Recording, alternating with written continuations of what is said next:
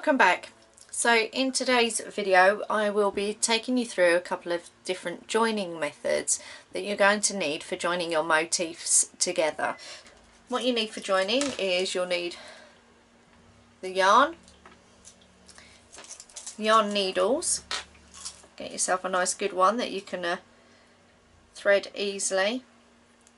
Okay, so a yarn needle, and then of course you're going to need a thread cutter or a pair of scissors. Okay, so first of all, one thing you need to know when joining yarn is a piece of thread measuring about the width of where you're going to sew is usually more than enough. I like to have a little bit more than that, so I want the length of the side of a square and a little bit more.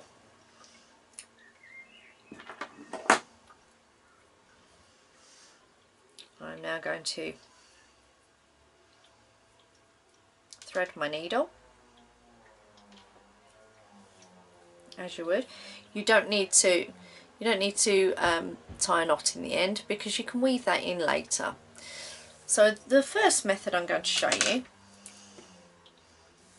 is where we're going to join along one edge.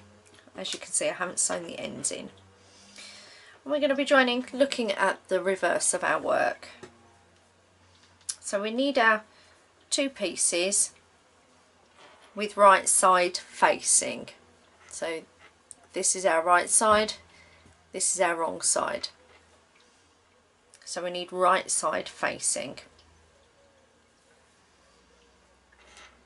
We're going to start at one corner and work our way across the other corner, and we're going to do a stitch called a whip stitch. Okay, a whipping stitch. It's kind of like an over stitch like you would normally do in regular sewing.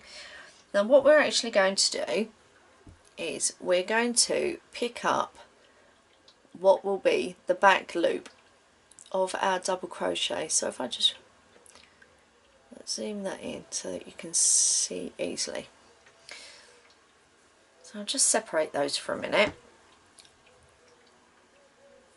and what we're going to do is you'll pick up, can you see we've got the stitch here, this is our back loop of the stitch and this is the front loop of the stitch.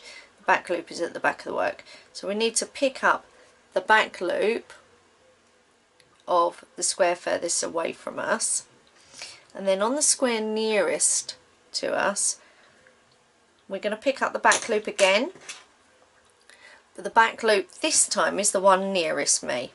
So I want my needle to go through the furthest loop away and the nearest one to me, being sure to select the first stitch on this side.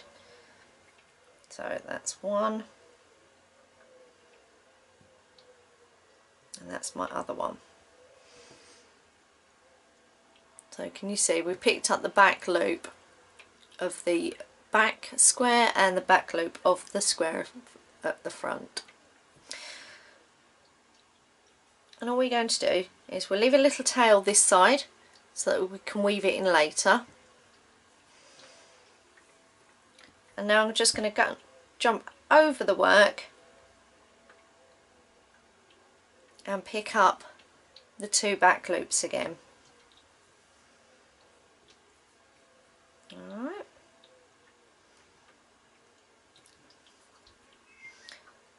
Jumping back over and picking up the two back loops. I'm using a contrasting colour so that you can see where the stitches are. So you can see me jumping over the work, picking up the back loop of both squares. And we're just going to do that all the way along one side.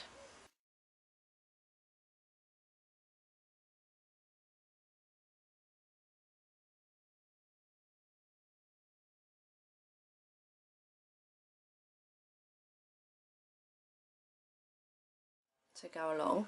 I've taken my needle off. What you do now is you just pull them tight.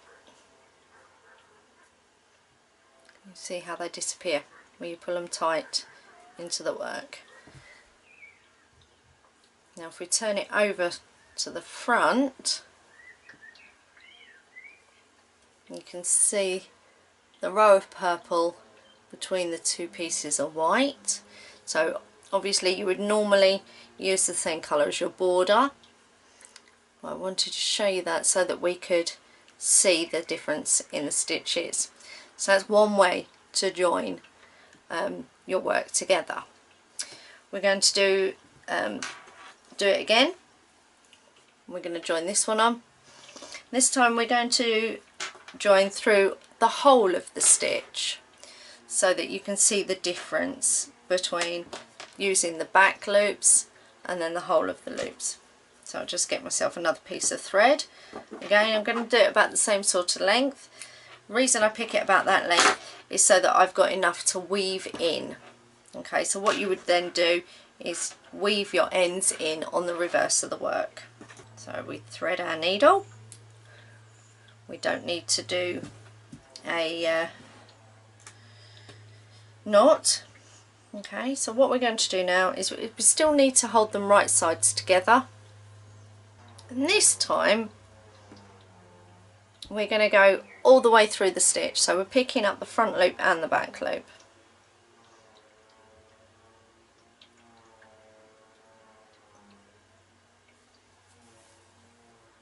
Okay, I'm going to do the same stitch again, so it's still going to do a whip stitch. Oops. But I'm going through both strands, both loops of the stitch.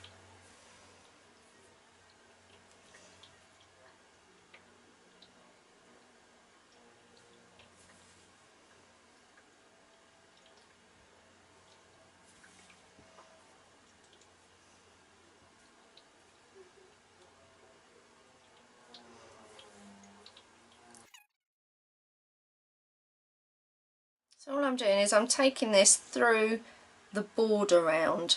So I'm only picking up the stitches on the border round.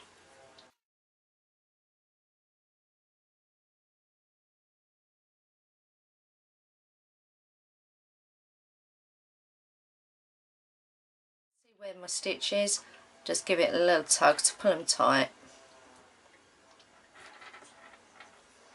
Now if I turn that over, it's not as neat and tidy this time. This edge here, this nice neat tidy one, that's where we picked up the back loop of both squares. This one that doesn't look as tidy, where we picked up both loops. It's not my favourite, so I would undo that one. I like to keep this one, so it's using the back loop of both squares. Another way to join squares together is to crochet them together. So we join our yarn in the two corner stitches with a slip stitch, chain one, then we're going to put a double crochet into each stitch across. So with this method you want to be picking up the whole of the stitch. So, and a double crochet again is you go into your stitch, pull up a loop, yarn round and take off the two loops that you have on your hook. And we're doing one in each stitch as we go across the two sides.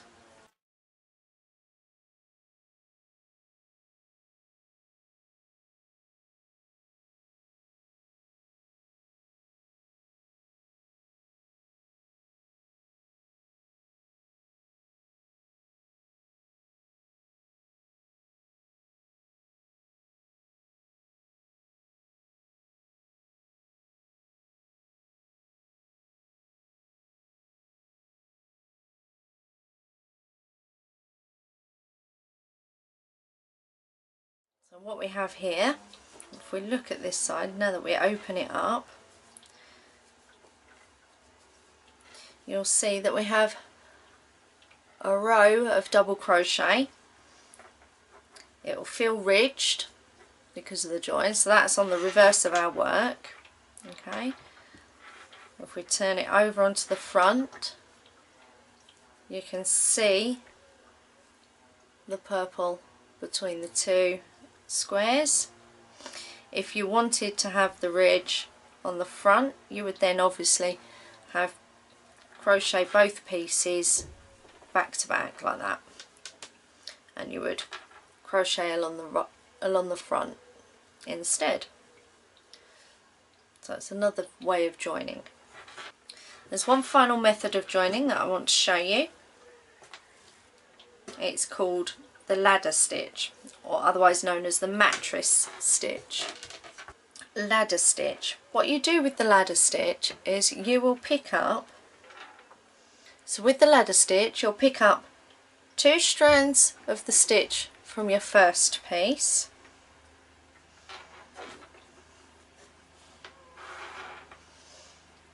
and then you'll pick up 2 strands on the other piece. So essentially you're going through the middle of what would be your stitch. I'm going to pull that through there and leave ourselves a good enough tail to weave in. So now we're going to actually zigzag our way across. So this square, I'm now going to pick up 2 strands of the stitch next to where I went in, and then match that up with 2 strands on that side. I'm going to leave it quite loose for you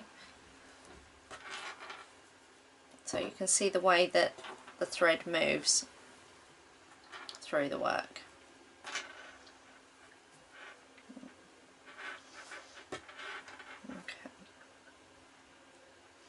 Okay, so can you see that?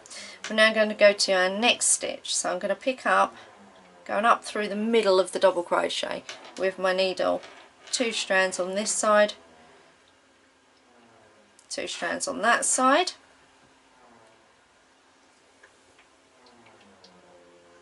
and now I'm on the other square again. So I'm going to come across to the next stitch, put the needle through the middle of the double crochet and down through the middle of the double crochet on the opposite square. So I'm working in a zigzag motion. Okay, we'll just keep going. So this is the ladder stitch. The ladder stitch gives you a much stronger seam.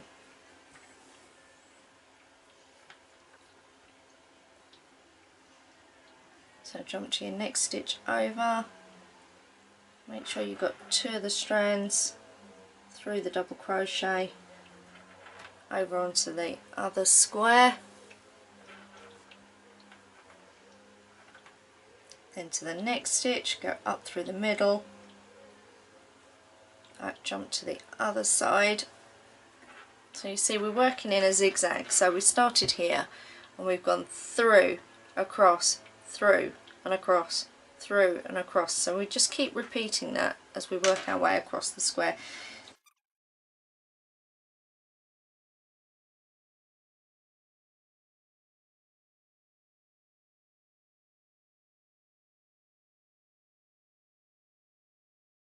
Okay, and when you come to do your seams, make sure you're using the same colour as your outside border.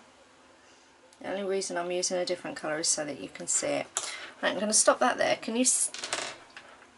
So you can see the strands working their way across between the two. I've left these loopy bits where we've zigzagged. With the ladder stitch, all you need to do is pull both strands like that. All your loops disappear inside the work and pulls the 2 squares together. You now can't see the stitching on that side. If I turn it over, you also can't see very clearly the stitching on this side. Okay, and that's the mattress stitch.